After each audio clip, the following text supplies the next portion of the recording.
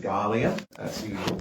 Join me as I welcome as we discuss issues in and around the Akwa Ibom State for today, Wednesday. Otwekon Franklin is on, State Director, Center for Human Rights and Accountability Network. Otwekon, great to have you on board the show. Welcome back.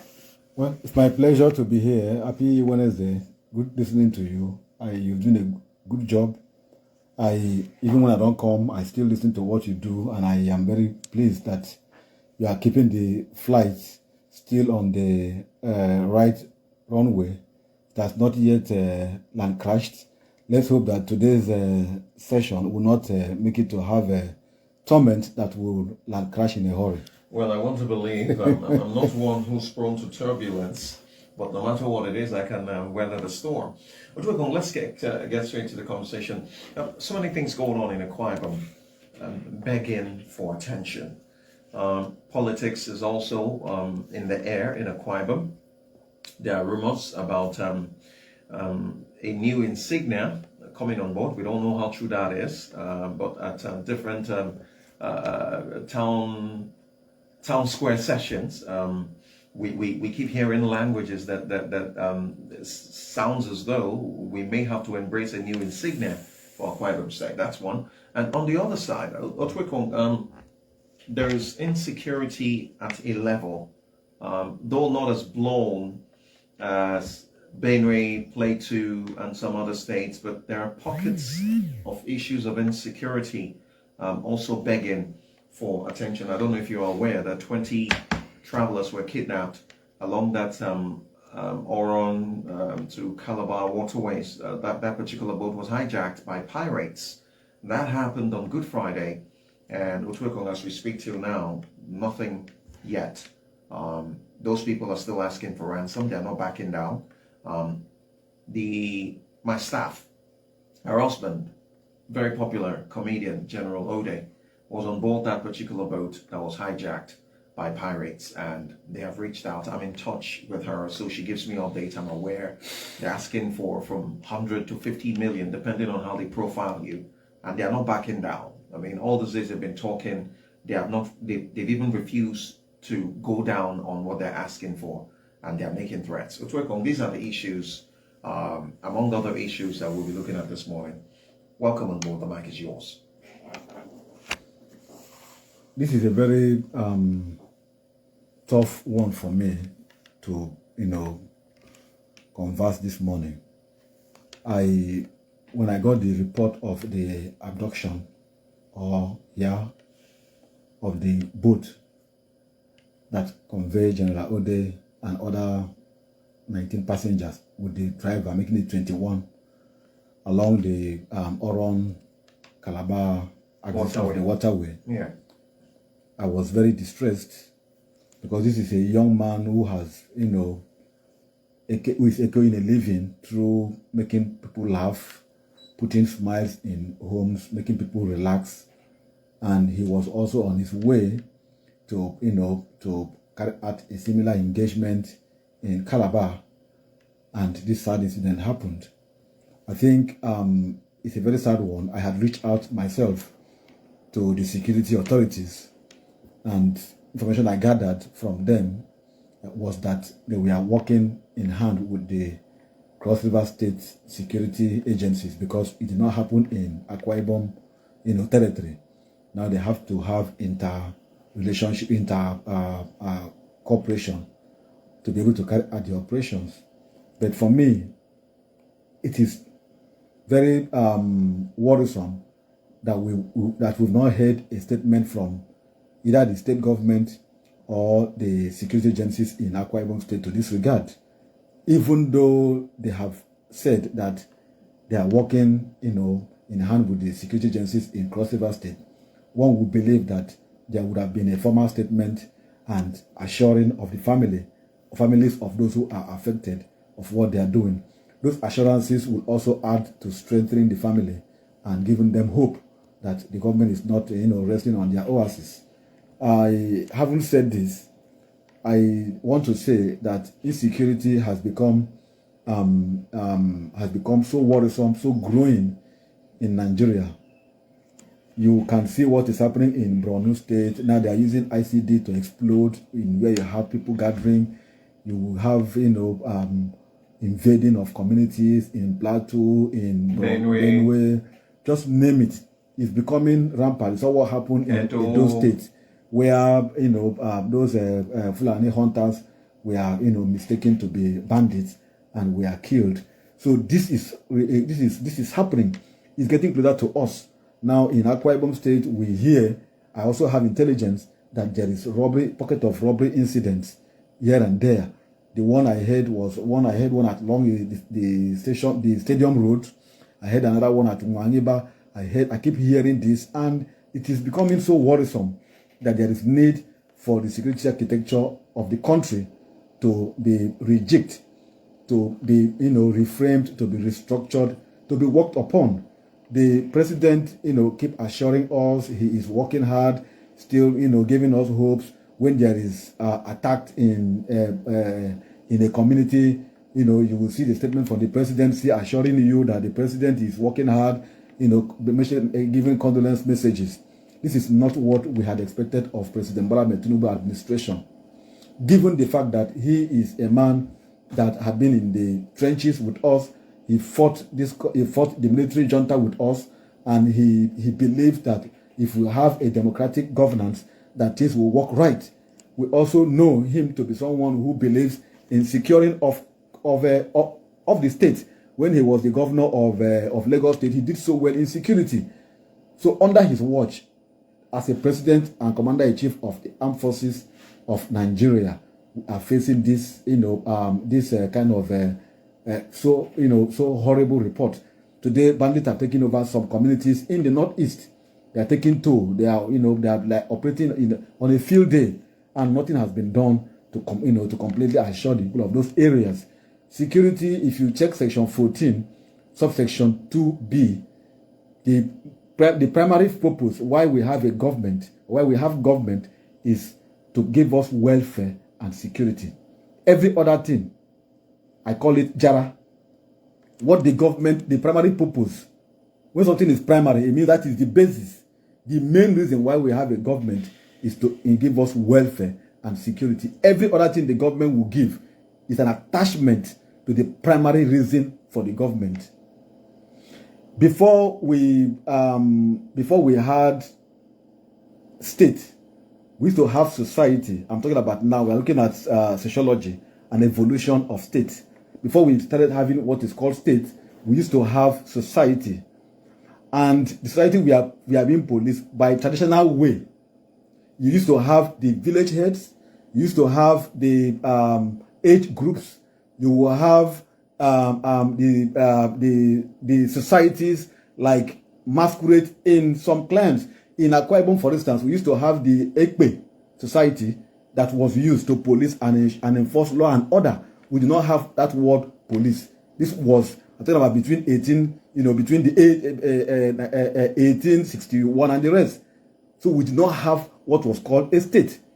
The traditional method was being used to police our society, and it was effectively, achieving results. When we now begin to evolve and had what is called a state, we now begin to have what is called territory. We, the people, now surrendered our sovereignty, our rights, our powers to the state to govern us. Why did we have that? We had it because we needed one particular institution to govern us. If you read Thomas Hobbes' principle or theory or concept of state, you will see it that the reason why the people now had to surrender their powers to a state was because people were now becoming too powerful. The mighty was overwhelming the weak, and then life was becoming short. Life was becoming too hard. So it became the might have the day, and so we now needed a moderation. So we now surrender our powers to the state for the state to now secure us.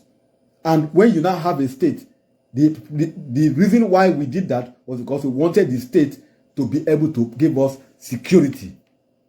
Now we are now having Nigeria Police Force. We now have Nigerian Army. We now have the Navy, the Air Force. I did a research, and document and data available to me had given me a very worrisome statistics about these security agencies. Take for instance, Nigeria Police, as of today as we speak, has a total personnel of between 370,000 to 400,000 personnel across the country. And this is a far cry to the United Nations standard of policing of 1 police officer to 450 persons. In a country where you have over 200 million persons, you cannot have this figure given effective policing. The Nigerian Security and Civil Defense Corps, NSCDC, has about 100,000 to 110,000 personnel. Nigerian Army has about 150,000 active duty personnel. Nigerian Navy has about 5,500 active duty personnel. Nigerian Air Force has about 15,000 active personnel. If you summarize this total figure of the security agencies, what you will get will be about 680,500 security personnel in Nigeria. Less than a million. Less than a million put together. And we're approaching about 220 million plus. That is the point. So you can feel the problem. I want us to understand the basis of our problem. So if you must address insecurity, you must understand this rudiment. You must also, empathize the problem and the security agencies. It is not their fault. You can see that adding all the armed security personnel that we have in Nigeria, you can't even police a state.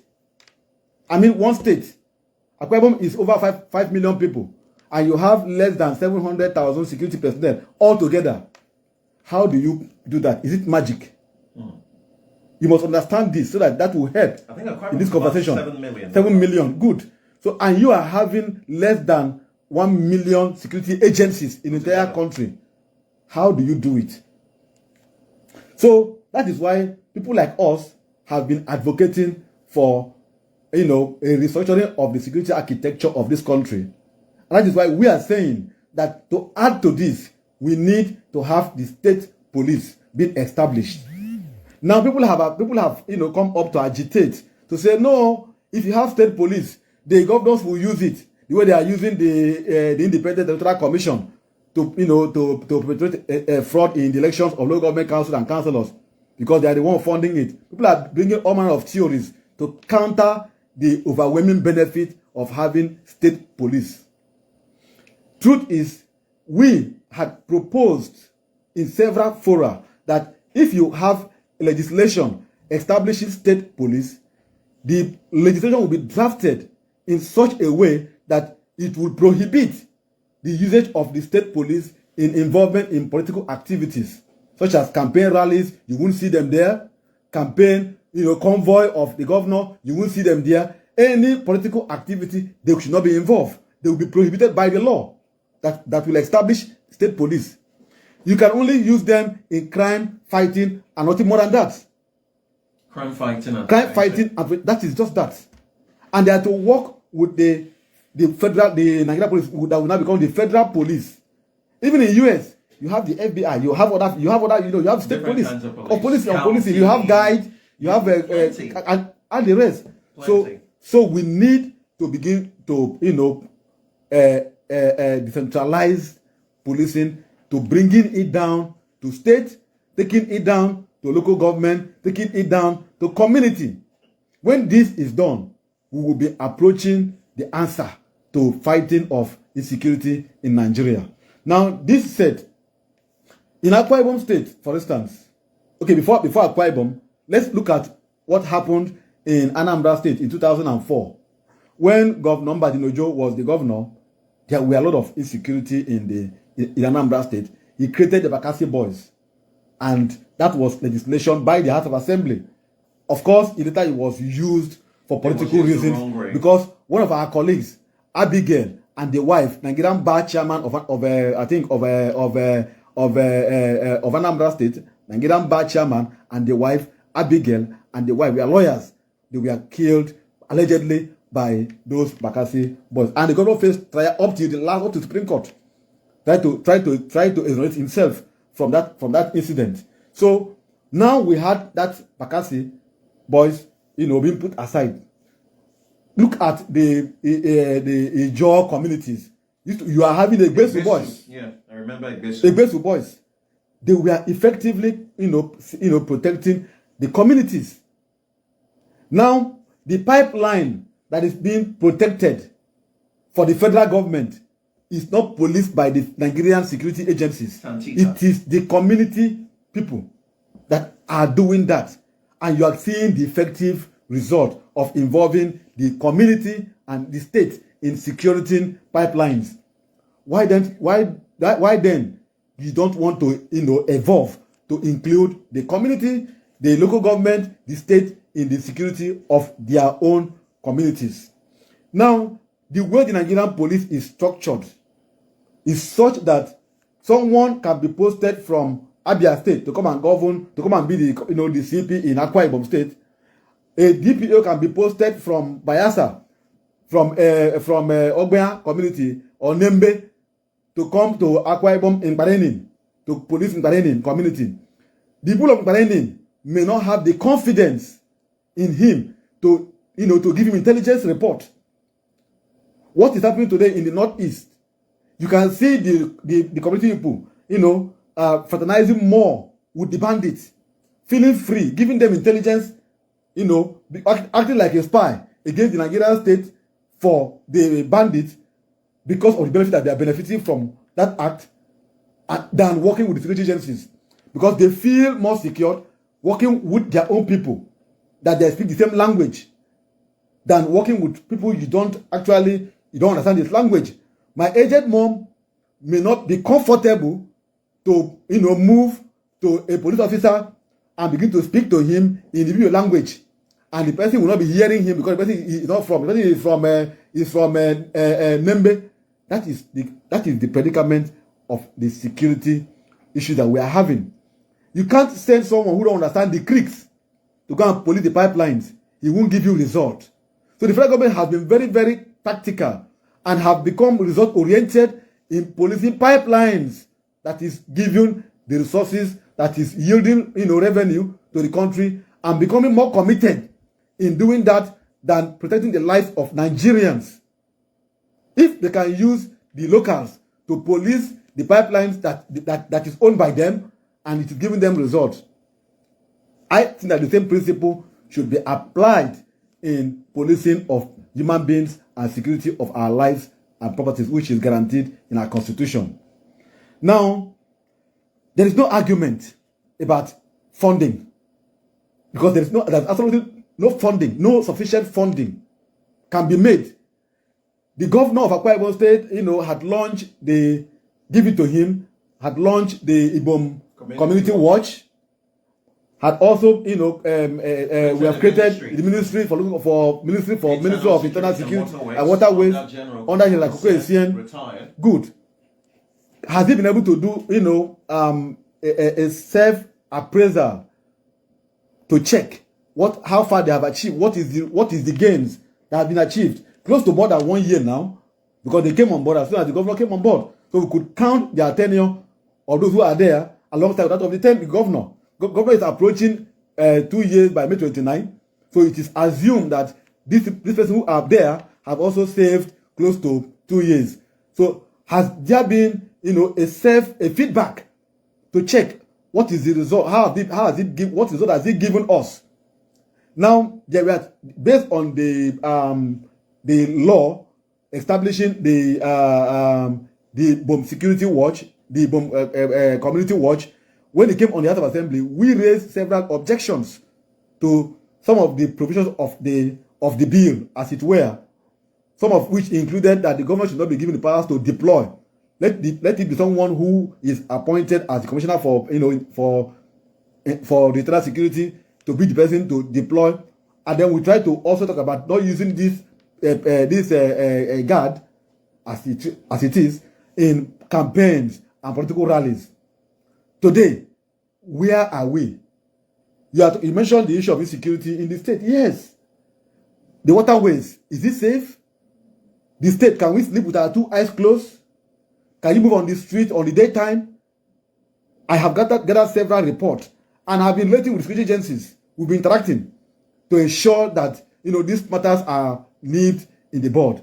But having said this, more is needed to be done. So far, it is only in Uyo that you can notice the Ibom Community Watch. You can't see it in Benin. Can't see it in any other local government area. It was supposed to be from the polling unit, and it ought to be up to 5,000 guides across the entire state when it was created, when the government even addressed the state. But today, it is less than 1,000 persons that is there.